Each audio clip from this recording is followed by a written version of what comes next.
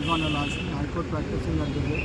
मैं Saturday night 7:30 को मेरे वाइफ के साथ शॉपिंग मॉल में गया था।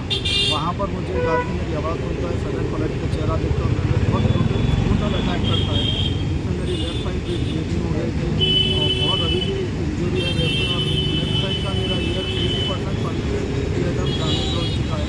मुझे नहीं पता क्यों अटैक किया है, क्या वजह थी। बहुत छोटे सेक्शन से गए थी वगैरह, जैसा हमारे पूरे भारत एसोसिएशन के प्रेसिडेंट जनरल सेक्रेटरी सब हमारे बड़ों की जो इल्तिजा है कि इनको सीरियस एक्शन में 116C और 117 में बुक करिए, क्योंकि ब्रूटल अटैक है जिसमें मुझे परमानेंट इंजरी हुई और अभी तक मेरे को नहीं मालूम है कि मुझे ये अटैक क्यों किया गया। तो बस मैं पुलिस का सब यही रिक्वेस्ट करता हूँ, प्लीज़ इसको सीरियसली लिया। ऐसा नहीं कि हम एडवोकेट हर किसी के जो अपनी आवाज़ नहीं उठा सकता उनके लिए लड़ते, हमारे लिए भी आप लोग को ठहरना ज़रूरी है।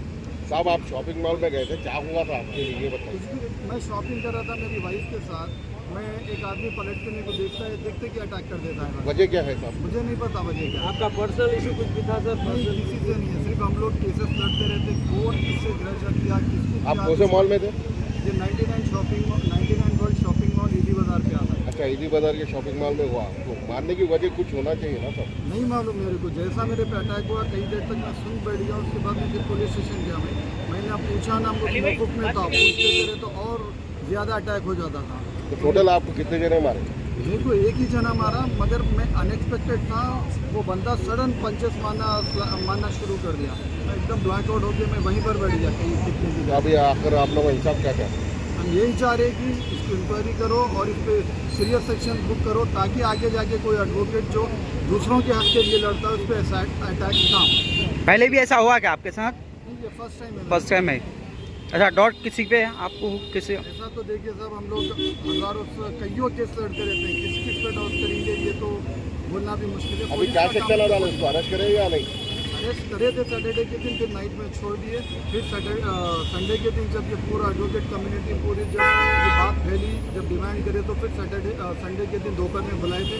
उसके बाद क्या करे उसके साथ मेरे को कुछ भी पता नहीं। तेलंगाना हाई कोर्ट एसोसिएशन की तरफ से सो रिजवान के ऊपर जो ब्रूटल अटैक हुआ है, उसको हम पूरे तमाम हाई कोर्ट एडवोकेट के एसोसिएट पूरे उसको कंडेम करते हैं, जिसमें आज जगन साहब, प्रेसिडेंट साहब और सेक्रेटरी साहब और हाई कोर्ट एसोसिएशन के पूरे मेंबर्स यहाँ पर आके करके आज रिजवान के लिए ऐसा प्रोटेस्ट किए हैं।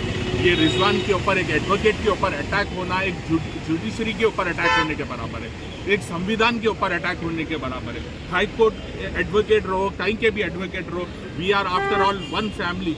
एक एडवोकेट के अटैक होना दूसरे एडवोकेट के ऊपर अटैक होने के बराबर है। ये इंसिडेंट है सो 99 मॉल में सो इंसिडेंट अकर हुआ है 7:20 PM, और इसके अंदर है सो मैं आप पूरी मीडिया का है सो मैं ये बोलना चाहूँगा कि आप लोगों का ताउन था। जो मीडिया है सो रात दिन है सो काम करती है, मीडिया हर चीज़ को है सो सच्ची न्यूज़ छापती है, जिसकी वजह से ये फाइनली जाके करके है सो ये FIR रजिस्टर्ड हुआ है। ये FIR का नंबर है 276 ऑफ 2025 और इसके अंदर है सो सेक्शंस बुक हुए हैं 126 ऑफ 2, 115 ऑफ 2 BNS। हम ये चाहते हैं कि ये जो एडवोकेट के ऊपर अटैक किया है, जिस तरीके से the way he has punch out, ये है सो एक रिजवान का ईयर ड्रम है सो डैमेज हो गया है नियरली 60% और इसकी सर्जरी करना है। Who will take an responsibility? And my Madanapet police station, why they have मेकन an delay to registered an FIR? और मैं चाहता हूँ कि जो एक्यूज है जो रिजवान के ऊपर अटैक किया है उसके ऊपर सीवियर से सीवियर एक्शन लो, उसके ऊपर है सो नॉन वेलेबल सेक्शन है सो उसके ऊपर रिकॉर्ड करें। और हम है सो हाई कोर्ट एडवोकेट्स, कईयों एडवोकेट्स के ऊपर इससे पहले 26 अगस्त के टाइम पर श्रीनिवास के ऊपर भी अटैक हुआ है, ऐसी कईयों बार। कब तक है सो एडवोकेट्स के ऊपर अटैक होते रहेगा? और मैं चाहूँगा कि हमारे CM रेवंत रेड्डी साहब एडवोकेट प्रोटेक्शन एक्ट के ऊपर काम करें और एडवोकेट प्रोटेक्शन एक्ट लेके आए। और मैं आप मीडिया का बहुत शुक्रगुजार हूँ कि थैंक यू वेरी मच। आप सभी की वजह से जितने जने यहाँ आए हुए हैं, आप सभी की वजह से ये FIR बुक हुआ है। इंशाल्लाह रिजवान को इंसाफ मिलेगा। ఖండిస్తున్నాము అంటే ఈరోజు తెలంగాణ వ్యాప్తంగా న్యాయవాదుల మీద దాడులు జరగడం మనం చూస్తున్నాం. షాపింగ్ మాల్లో షాపింగ్ చేయడానికి కూడా రక్షణ లేదు ఈరోజు న్యాయవాదులకి. అంటే కన్సర్న్ 307 అట్రాక్ట్ అయ్యే సెక్షన్లు కూడా లేకుండా, అంటే పోలీస్ వ్యవస్థ ఏం చేస్తుంది, హోమ్ మినిస్టర్ ఏం చేస్తున్నాడు, న్యాయవాదులకు రక్షణ చట్టం కావాలని ఈరోజు నాంపల్లి కోర్టు నుంచి కూడా మేము CJIకి లేఖ రాయడం జరిగింది. రిజ్వాన్ దాడిని ఖండిస్తున్నాము. అవసరమైతే అడ్వకేట్లు ఏ విధంగా దేశవ్యాప్తంగా కొట్లాడి డాక్టర్లు ఏ విధంగా అయితే ప్రొటెక్షన్ యాక్ట్ తెచ్చుకున్నారో దేశవ్యాప్తంగా ఇలాగ దాడి రాకపోతే మాత్రం రిజ్వాన్ దాడిని మేము ఖండిస్తూ తెలంగాణ వ్యాప్తంగానే కాదు దేశవ్యాప్తంగా కూడా అడ్వకేట్లు విధులు బహిష్కరించి అడ్వకేట్ ప్రొటెక్షన్ యాక్ట్ తెచ్చే వరకు పోరాడతాం. ఇలాంటి దాడులను మాత్రం మేము నిరసిస్తున్నాం. రిజ్వాన్కు మద్దతుగా తెలంగాణ సమస్త న్యాయవాదులు ఒక నిలుస్తుంది. రిజ్వాన్ మీద దాడికి నిరసనగా తెలంగాణ వ్యాప్తంగా న్యాయవాదులు మేము నిరసన వ్యక్తం చేస్తున్నాం, దీన్ని ఖండిస్తున్నాం. You all know that how Rizwan was brutally attacked. ये जो हमला हुआ है ये पहली हमला नहीं है. इस तेलंगाना में बहुत सारे लॉयर्स के ऊपर ऐसे अटैक्स हो रहे हैं और there are incidents where the lawyers were also brutally murdered. Rizwan he has gone with his wife for shopping. जहाँ पर शॉपिंग करने के लिए गए वहाँ पे होला बोल के very consciously intentionally knowingly well that he is a lawyer internationally एक कॉन्स्पिरेसी से उनके ऊपर हमला हुआ है. And the attack was luckily he could able to save, वरना उनकी जान की बहुत खतरा में रहने वाली थी. आज हम ये डिमांड कर रहे हैं कि पुलिस वाले immediately they have to book a case under appropriate section of law, not under the small offences. It is a case to be registered under 307 IPC. लेकिन आज पुलिस आजकल जिस केसेस पे पुलिस वाले सीरियसली दरियाफ्त करना है वैसे केसेस पे नहीं कर रहे. पर्टिकुलरली वकीलों के ऊपर इतनी बड़ी सीरियस हमला हुआ है, वो इतने भी leads to even to death. लेकिन एक माइनर ऑफेंसेस 323 या 324 से ये कुछ न्याय होने वाला नहीं है. हम सब lawyers we are all demanding that the DGP of this Telangana state and the Home Minister and also the Chief Minister Revant Reddy, we demand that there is a serious threat to the lives of the lawyers in this state. Lawyers के ऊपर हमला से immediately रोकना है और Advocates Protection Act के लिए इसीलिए we are all fighting that why we need an Advocates Protection Act. आज रिजवान को इमीडिएटली हमारे तरफ से हाई कोर्ट की तरफ से हम ये डिमांड कर रहे हैं कि immediately you are bound to provide a police protection to him and conduct an independent and fair investigation into the offence and immediately आप culprits को arrest करना है, इनको protection देना है और पूरी health की responsibility भी state लेना चाहिए. इनको एक अच्छी ट्रीटमेंट देने की भी responsibility state का है बोल के हम डिमांड कर रहे हैं. If the government fails to do all that, we will once again come on the streets. हम पूरे सड़कों पे आएंगे, रास्ता रोको करेंगे और लॉयर्स को जब तक न्याय मिले until the justice gets, we all fight together and we'll see that Rizwan should get the justice. Attempt to murder है ये, और अगर नहीं है तो हमारा डिमांड है कि SIT क्रिएट करिए. जैसा पुलिस वालों के खिलाफ एक्शन लेते स्ट्रिक्ट वैसा वकीलों के खिलाफ, क्योंकि पुलिस वालों को भी जब जरूरत पड़ती तो वकील ही इनको सपोर्ट करना पड़ता.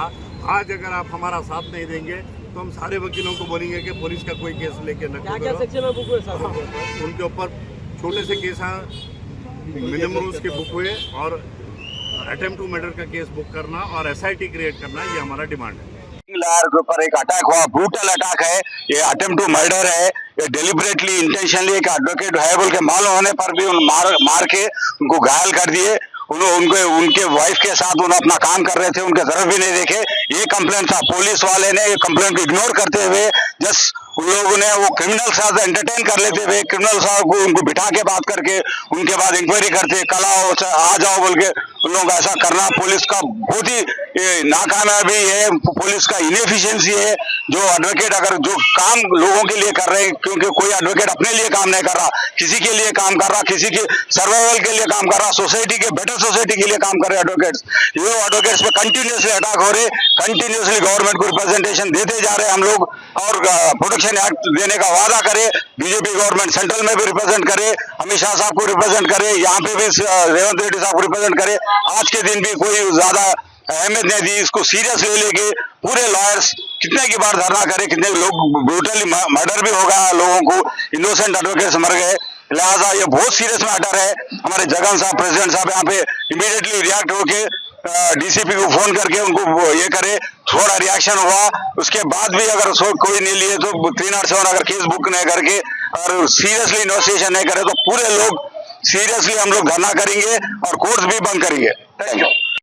మన మిత్రుడైనటువంటి హాష్మి పైన ఒక గుర్తు తెలియని వ్యక్తి అకారణంగా దాడి చేయడం జరిగింది. ఆ దాడిలో మిత్రుని యొక్క చెవి కంప్లీట్ డిజాబిలిటీ వచ్చేసింది. అది అయినప్పటికీ పోలీసు వాళ్ళు 323, 325, 323 పెట్టి 341 పెట్టి చేతులు దులుపుకోవాలని చూస్తున్నారు. పర్మనెంట్ డిజాబిలిటీ ఉన్నప్పుడు, వెపన్ లేనప్పుడు ఏం సెక్షన్ కూడా పెట్టాలని తెలియని పరిస్థితిలో పోలీసులు ఉన్నాడు. వాళ్ళకు మేమే చెప్పాల్సిన పరిస్థితి వస్తుంది. సార్ దయచేసి ఒక్కసారి మీరు 116C చూడండి, 1173 చూడండి. ఒక వ్యక్తికి వెపన్ లేకున్నా గ్రీవియస్ హార్ట్ అయి పర్మనెంట్ డిజాబిలిటీ వచ్చినప్పుడు ఖచ్చితంగా అది మోర్ దాన్ 7 years అబో కేసే బుక్ అవుతుంది. మీరు బిలో 7 years కేసు పెట్టి అతని వదిలేయాలని చూస్తున్నారు, కానీ మేము మాత్రం ఊరుకునేది లేదు. అతన్ని ఇమీడియట్లీ రిమాండ్ చేసి మీరు రిమాండ్ చేయవలసిన బాధ్యత మీ పైన ఉన్నది. గతంలో కూడా ఎంతో మంది న్యాయవాదులపై దాడులు జరిగినాయి, కొంతమంది ప్రాణాలు కూడా కోల్పోయినరు. వామన్ రావు అయితే నాగమణి అయితే ఇంకో మల్లారెడ్డి అయితే ఇలాంటి అశోక్ రెడ్డి ఎంతో మంది ప్రాణాలు కూడా కోల్పోయినరు. ఇలాంటి చూస్తున్నాము. ఇప్పటికైనా ప్రభుత్వాలు కళ్ళు తెరిచి, మేము పనిచేసే న్యాయవాదులకి రక్షణ లేనప్పుడు మీరు మా కోసం ఒక రక్షణ చట్టం తెచ్చి 41 చట్టం తెచ్చి మీరు అడ్వకేట్ ప్రొటెక్షన్ చట్టం తెచ్చి ఇమ్మీడియట్లీ వెంటనే అడ్వకేట్లను కాపాడాల్సిన బాధ్యత మీ పైన ఉంది. మీరు ఇలా చేయని పక్షంలో మేము అసెంబ్లీ ముట్టడి అయితే ఏంది, ఇందిరా పార్క్ ధర్నా చేయడానికి మేము సిద్ధంగా ఉన్నాము. ఇంకోటి దయచేసి బార్ అసోసియేషన్ మెంబర్స్ మీరు అతనికి బెయిల్ మాత్రం ఎవరిదో మీ దాని మీద రిజల్యూషన్ పాస్ చేసుకోండి. మీరు మన మీద దాడులు జరిగినప్పుడు, మనకే ప్రొటెక్షన్ లేనప్పుడు వాళ్ళని విడిపోయడం కూడా మంచిది కాదని కూడా నేను మీ అందరు తెలియజేస్తున్నాను. వెంటనే అడ్వకేట్ ప్రొటెక్షన్ యాక్ట్ బిల్లు పెట్టాలని డిమాండ్ చేస్తూ ఇతనికి న్యాయం చేయాలని, దోషులను వెంటనే శిక్షించాలని నేను పోలీసులకు నేను డిమాండ్ చేస్తున్నాను. లేని పక్షంలో పరిణామాలు మేము ధర్నాలు, రాస్తారోకలు కూడా చేయడానికి సిద్ధంగా ఉంటామని నేను తెలియజేస్తున్నాను. వాళ్ళు మీరు పెట్టింది 341 ఐపీసీ సెక్షన్ ప్రకారం 341 పెట్టినారు, 323 దానికి శిక్ష ఒక 1 year ఉన్నది. వాళ్ళు ఏంటంటే 41 ఇచ్చి విడిచిపెట్టాలని చూస్తున్నారు, కానీ పర్మనెంట్ డిజాబిలిటీ ఉన్నప్పుడు 116C వస్తుంది, 1173 వస్తుంది. ఒక్కసారి ఆ బుక్ చదువుకొని కేసు బుక్ చేయమని రిక్వెస్ట్ చేస్తున్నాం మేము అని మేము పోలీసులకు చేస్తున్నాము. ఇప్పుడు మన మిత్రుడు నాంపల్లి కోర్టు నుంచి కూడా వచ్చారు లక్ష్మణ్ గారు, అతను కూడా 2 మాట్లాడితే ప్రొటెక్షన్ యాక్ట్ పైన. ఈ రోజు మా మిత్రుడు రిజ్వాన్ గారి మీద జరిగిన దాడిని నాంపల్లి న్యాయవాదిగా, తెలంగాణ న్యాయవాదుల పక్షాన ఖండిస్తున్నాము. అంటే ఈ రోజు తెలంగాణ వ్యాప్తంగా న్యాయవాదుల మీద దాడులు జరగడం మనం చూస్తున్నాం. షాపింగ్ మాల్లో షాపింగ్ చేయడానికి కూడా రక్షణ లేదు ఈరోజు న్యాయవాదులకి. అంటే కన్సర్న్ 307 అట్రాక్ట్ అయ్యే సెక్షన్లు కూడా లేకుండా, అంటే పోలీస్ వ్యవస్థ ఏం చేస్తుంది, హోమ్ మినిస్టర్ ఏం చేస్తున్నాడు, న్యాయవాదులకు రక్షణ చట్టం కావాలని ఈరోజు నాంపల్లి కోర్టు నుంచి కూడా మేము CJIకి లేఖ రాయడం జరిగింది. రిజ్వాన్ దాడిని ఖండిస్తున్నాము. అవసరమైతే అడ్వకేట్లు ఏ విధంగా దేశవ్యాప్తంగా కొట్లాడి అది డాక్టర్లు ఏ విధంగా అయితే ప్రొటెక్షన్ యాక్ట్ తెచ్చుకున్నారో దేశవ్యాప్తంగా ఇలా దాడి రాకపోతే మాత్రం రిజ్వాన్ దాడిని మేము ఖండిస్తూ తెలంగాణ వ్యాప్తంగానే కాదు దేశవ్యాప్తంగా కూడా అడ్వకేట్ విధులు బహిష్కరించి అడ్వకేట్ ప్రొటెక్షన్ యాక్ట్ తెచ్చే వరకు పోరాడతాం. ఇలాంటి దాడులను మాత్రం మేము నిరసిస్తున్నాం. రిజ్వాన్ కు మద్దతుగా తెలంగాణ సమస్త న్యాయవాదులకు నిలుస్తుంది. రిజ్వాన్ మీద దాడికి నిరసనగా తెలంగాణ వ్యాప్తంగా న్యాయవాదులు మేము నిరసన వ్యక్తం చేస్తున్నాం, దీనికి ఖండిస్తున్నాం. Association, they are strongly condemning the attack on the Rizwan, and we are now already spoken to the DCP, saying that DCP has to register a crime under the non-bailable sections, and also my brother advocate received a grievous injuries, and if the police are not registering the crime against the concerned fellow under the non-bailable sections, we are going to be made representatives before the DGP and as well as the Honorable Chief Justice, and we are going to be conducted dharna in front of the police station. If the police are not going to be registered in non-bailable section, we are going to take a strict action against the police and as well as the other persons. Now I am requesting on behalf of the media,